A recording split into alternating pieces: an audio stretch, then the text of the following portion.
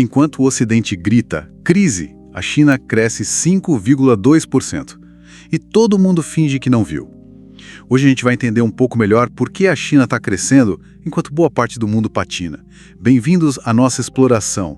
Hoje é terça-feira, 22 de julho de 2025, e essa é a nossa segunda edição do dia. O foco aqui é examinar essa narrativa que a gente vê muito na mídia ocidental sobre a economia chinesa, sabe? Especialmente com esses dados recentes de crescimento. Exatamente, os números saíram, né? Crescimento de 5,2% no PIB no segundo trimestre, até superou algumas projeções, é verdade, mas, assim, esse número principal, ele esconde uma realidade bem mais complexa, cheia de desafios internos importantes. Entendi. É uma resiliência que, de fato, desafia essas narrativas de colapso iminente, mas também tem fragilidades ali que mostram que não é um sucesso absoluto, longe disso. À primeira vista parece ótimo, mas já é uma leve freada, né? Em relação aos 5,4% do primeiro trimestre. Então, o que mais esses dados escondem? Qual é a história por trás desse número? Vários pontos, na verdade. Primeiro, o motor desse crescimento não tá nada equilibrado. As exportações tiveram um desempenho interessante, a gente vai falar disso, mas o consumo interno, que é essencial para a coisa rodar de forma sustentável, ele desacelerou. E foi visível. Ah, é? Quanto? Caiu de 6,4% de crescimento em maio para 4,8% em junho. É um sinal amarelo importante sobre a demanda doméstica, né? E, além disso, tem o setor imobiliário, que continua sendo um ponto de preocupação grande. Investimentos em queda, mais de 11%, e os preços... Bom, os preços continuam em baixa. Nossa, mais de 11%? É bastante coisa. E essa fraqueza na demanda que você mencionou, isso não se reflete também na inflação quase zerada? Tem risco de deflação aí. Tem risco sim. É um risco real. Uma inflação tão baixa assim, quase nula, é um sintoma bem clássico de demanda interna fraca, apática. Isso apesar de algumas políticas de estímulo que o governo tentou, tipo incentivos para a troca de bens antigos, modernização industrial, mas parece que não pegou ainda. Entendi. E tem outro dado que reforça essa perda de ritmo. O crescimento trimestral ajustado sazonalmente foi só 1,1%. Só 1,1%? Exato. Esse ajuste tira os efeitos de época do ano e mostra mais diretamente essa perda de fôlego na comparação mais recente. Como ficam os empregos e os investimentos mais produtivos nesse cenário todo? Olha, a taxa de desemprego urbano oficial ficou estável em 5,0%. Parece bom, né, na superfície. Parece. Só que esse número, ele não reflete totalmente o aumento da informalidade, do subemprego, que são problemas que estão crescendo lá. E um ponto importante, os investimentos em infraestrutura e em máquinas que são chave para a produção industrial futura também desaceleraram. Isso impacta a produção industrial, claro. Certo. Mas você falou que as exportações foram bem, né? Ouvi dizer que mudaram o foco, teve uma mudança ali. Sim, e aqui a coisa fica fascinante. A gente viu uma queda bem expressiva nas vendas para os Estados Unidos, quase 16% a menos, foi uma queda forte. 16%? Uau! Pois é, mas em compensação teve um aumento considerável para outras regiões, Europa, Ásia e, olha que interessante, para a África. África? Para quanto foi? Mais de 30% de aumento nas exportações para a África. Parece uma resposta estratégica muito direta às tensões comerciais com Washington, sabe? Acelerando a diversificação de mercados a toque de caixa. Mais de 30% para a África. Caramba, isso é um redirecionamento muito rápido e, assim, massivo. Mostra uma agilidade impressionante, né? Mesmo que forçada pela situação. Exatamente. A tensão com os Estados Unidos, de certa forma, funcionou como um catalisador para essa reorganização. Acelerou algo que talvez já estivesse nos planos, mas não com essa urgência. Mas isso resolve? Quer dizer, essa diversificação para mercados talvez com menor poder de compra é sustentável? Ou é só um jeito de compensar a perda do mercado americano? É a grande questão. Não resolve o problema estrutural do baixo consumo interno. Esse é o X da questão. A classe média chinesa poupa muito. Demais até. Por quê? Medo. Em grande parte, sim. Insegurança sobre aposentadoria, sobre saúde. Falta uma rede de proteção social mais robusta, entende? Que dê confiança para as pessoas gastarem mais. Entendi. Então é quase como se a população tivesse segurando o dinheiro, Mesmo com a economia crescendo nesses números, por medo do futuro. É bem por aí. Sem reformas sociais mais profundas, sem políticas de redistribuição de renda mais fortes, que realmente deem segurança e aumentem o poder de compra da base da população, fica difícil destravar esse consumo interno para ele ser o motor principal. Falta vontade política para isso, talvez. O governo tem espaço fiscal para agir, mas talvez falte a vontade política para reformas mais ousadas nesse campo social, sim. E é aqui que talvez entre aquela leitura interessante que a gente viu. O modelo chinês não está salvo, mas ele está sendo recalibrado com precisão cirúrgica e com um pragmatismo que o Ocidente não tem coragem de copiar. Isso faz sentido nesse contexto todo? Faz todo sentido. Descreve bem essa capacidade de ajuste contínuo, de recalibrar a rota diante dos desafios.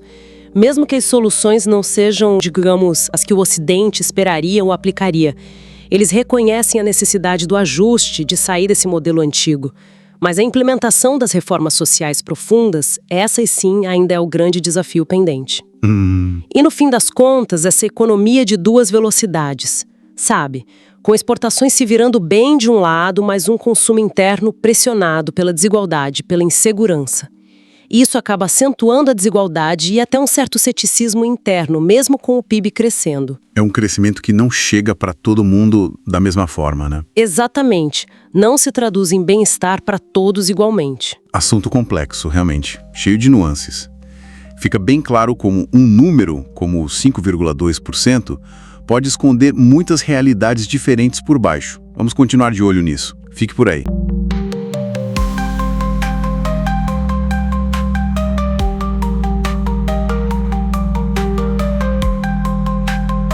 Bem-vindos de volta. Nesta parte da nossa edição, a gente vai mudar um pouco o eixo, tá? Deixar um pouco os números puros do PIB chinês de lado para mergulhar mais na dimensão geopolítica, sabe? E na midiática também por trás desse crescimento todo. É bem notável observar como a China parece usar essa pressão externa, né? Principalmente a rivalidade com os Estados Unidos como um catalisador estratégico mesmo. É verdade. Tem uma leitura interessante, inclusive vinda de fontes diplomáticas, que diz que essa tensão funciona quase como um inimigo útil. A ideia seria que a pressão de fora, tipo as tarifas na época do Trump, por exemplo, Sim, aquilo teria forçado a China a encarar uns desequilíbrios internos. E mais, teria meio que legitimado reformas que talvez, sabe, enfrentassem bem mais resistência política em casa se não tivesse essa ameaça externa para unir o pessoal. Não parece que tem um cálculo aí? Sem dúvida. É uma dinâmica, assim, bem complexa, né? Onde essa pressão de fora serve como justificativa para movimentos internos. E isso a gente vê muito claramente na corrida tecnológica atual. Totalmente. Olha o caso recente dos microchips de inteligência artificial. Os Estados Unidos decidiram liberar, mas só parcialmente, né? A exportação de versões, digamos, menos potentes desses chips para a China. A intenção que eles declaram é tentar controlar o ritmo do avanço de Pequim e, ao mesmo tempo, manter uma certa vigilância sobre o que eles estão desenvolvendo lá. Mas isso é arriscado, não? Exato! Esse é o ponto-chave aqui, o risco dessa estratégia. A China já deixou bem claro que a ambição dela é liderar globalmente em inteligência artificial. Está investindo massivamente em carros elétricos, robótica avançada. Sim, os números são impressionantes. Então, ao alimentar, mesmo que só parcialmente, essa demanda chinesa, que é imensa por chips, e é bom lembrar, né? A China responde por quase metade da demanda mundial por chips de IA. Quase metade. É muita coisa. Muita coisa. Então, os Estados Unidos podem, olha que paradoxo, estar, na verdade, acelerando justamente o desenvolvimento das soluções tecnológicas autônomas chinesas, que, em teoria, eles queriam conter. É um equilíbrio muito, muito delicado. Essa tensão toda na tecnologia, ela leva a gente direto para outro campo de batalha que é igualmente crucial.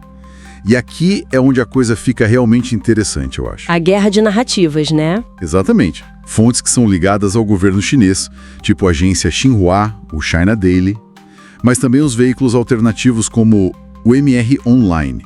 Eles apontam um padrão que se repete na cobertura da mídia ocidental. Faz mais de década que a gente ouve falar da iminente estagnação chinesa, ou do tal auge da China, o Peak China. Sim, essa expressão ficou famosa. É quase um roteiro pronto, né? Quando a China cresce acima do que se esperava, aí levantam dúvidas sobre a confiabilidade dos dados. Quando tem uma desaceleração, mesmo que pequena, isso é apresentado como a prova do colapso iminente, que sempre esteve logo ali na esquina. Parece que tem um duplo padrão constante, né? Na forma como o desempenho econômico chinês é retratado. Exatamente. E essa abordagem acabou levando a umas situações meio irônicas, como aquilo que alguns analistas chamam de efeito Schrödinger da China. Como assim? Explica isso. É a ideia de que o país seria, ao mesmo tempo, forte demais, ou seja, uma ameaça existencial, e fraco demais, quase quebrando à beira do colapso econômico. Forte e fraco ao mesmo tempo. Isso. Essa construção retórica, com o passar do tempo, ela acaba desgastando a credibilidade das análises ocidentais, principalmente em regiões como o Sul Global, que buscam outras referências, outras alternativas. E o paradoxo é que isso, no fim das contas, fortalece a comunicação e a narrativa de Pequim sobre o próprio modelo deles. Interessante. No fundo, a gente está falando de uma disputa por hegemonia narrativa mesmo, sobre qual visão de mundo, qual modelo de desenvolvimento é que é considerado legítimo no cenário global. É uma briga grande. Então tá, juntando tudo isso, o que significa aquele número do PIB de 5,2% que a gente discutiu antes? Fica bem claro que olhar só para o dado econômico é pouco, né? Não basta. Precisamente. Esse número de crescimento, ainda mais em 2025, não é só um indicador econômico. Ele funciona quase como um sintoma ou talvez uma ferramenta numa guerra de posições muito maior. Uma guerra que envolve tecnologia, influência e, claro, narrativas. Certo. Contudo, é fundamental a gente entender que essa projeção de força para fora, ela só se sustenta no longo prazo se a China conseguir de fato enfrentar as próprias questões internas dela. Que seriam? A gente está falando de um consumo doméstico que ainda precisa ser mais estimulado, sabe? Dos desequilíbrios fiscais entre o governo central e as províncias e também das persistentes disparidades regionais de desenvolvimento. Isso ainda é um desafio enorme lá dentro. Entendi. A força real da China, no fim das contas, não está só no PIB trimestral que eles divulgam. Está na capacidade contínua deles de lidar com essas contradições internas que são bem complexas. Faz todo sentido. No fim das contas, fica a reflexão, né? O crescimento da China em 2025 não é só um dado econômico, é um gesto político. É um lembrete de que a disputa por hegemonia global não se faz só com discurso moral, mas se faz com chips, com trilhos e com exportações. É o jogo bruto, né? É o jogo como ele é jogado. Bom, se você quer continuar acompanhando essa disputa de narrativas com um olhar crítico, sem torcida para nenhum lado, mas também sem ingenuidade, se inscreve aí no canal. Porque entender o que acontece na China é entender também o que pode sobrar aqui pra gente. E os links para as fontes que serviram de base para a criação desta edição e também o acesso a outros artigos, eles estão todos na descrição, tá? Um abraço e lembre-se, o podcast vai ao ar de segunda a sexta às 7 horas, 12 horas e 17 horas e também aos sábados ao meio-dia.